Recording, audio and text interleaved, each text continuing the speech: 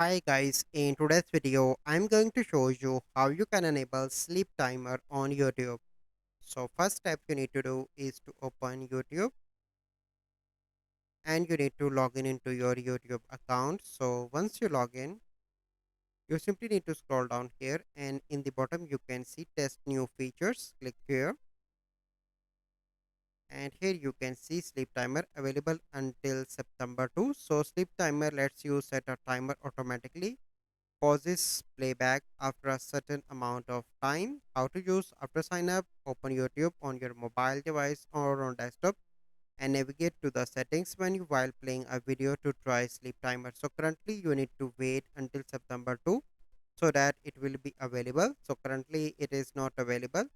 So if you have the premium, so you can test this, but I do not have premium now. But if you have premium, you can simply try this feature out. So I hope you find this video helpful. If you find this video helpful, must like this video, subscribe to our YouTube channel for future videos. We'll see you in the next video. Thank you. Have a good day.